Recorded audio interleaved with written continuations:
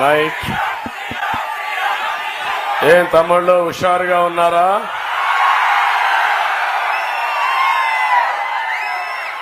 ఎటు చూసినా జనమే.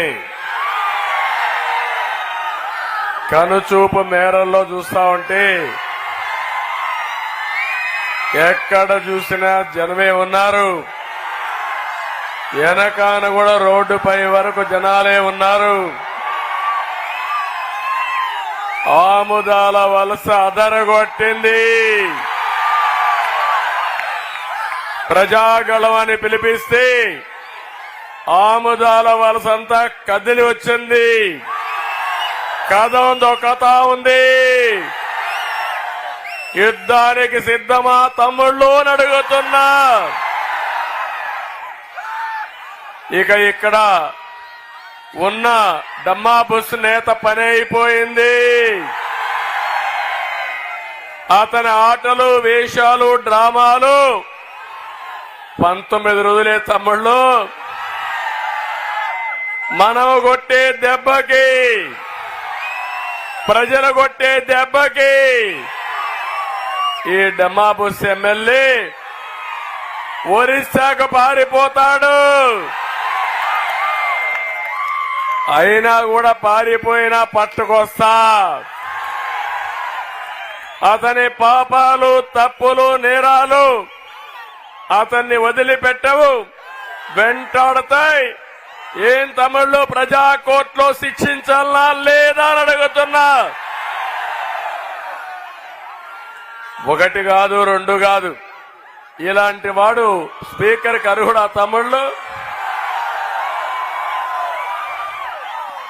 ఇంకో పక్క మీరు చూస్తే ఒక అసమర్థ స్పీకర్గా ఆ ముఖ్యమంత్రి ఏం చెప్తే అది చేసి అతను ఒక సైకో, ఇతను కూడా ఒక సైకోగా తయారైపోయి అసెంబ్లీని పూర్తిగా అప్రతిష్ట పాలు చేసిన దుర్మార్గుడు ఈ డమ్మా బుస్ ఎమ్మెల్యే. ఇక్కడ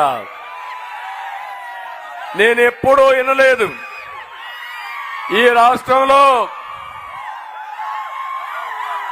ఇప్పటికి నేను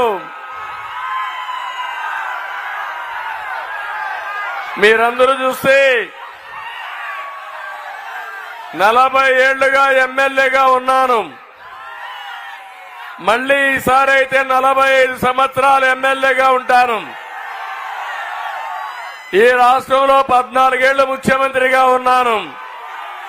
15 ఏళ్లు ప్రతిపక్ష నాయకుడిగా ఉన్నాను. కానీ ఇలాంటి పనికి మాలిన దద్దమను నా జీవితంలో ఎప్పుడూ చూడలేదు.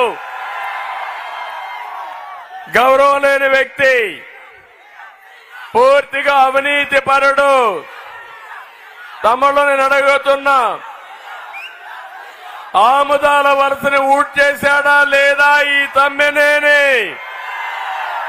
చేశాడంటే గట్టిగా చెప్పండి, కూడా చెప్పండి అవునని. కడాన ఏ పని జరగాలన్నా ఆయన ఇంట్లో వాళ్ళకు కూడా బంగారు కానుకలు సమర్పిస్తేనే ఆ ఇంట్లో దేవతలు కనికరిస్తాయి. అవునా కాదా తమ్ముళ్ళు? ఇంకో పక్క ఇతను అవినీతితో ఈరోజు చూస్తే నాగావళి వంశధార నదుల ఇసుక. ఏం తమ్ముళ్ళు, ఆ ఇసుక ఎక్కడికి పోతా ఉంది? మీ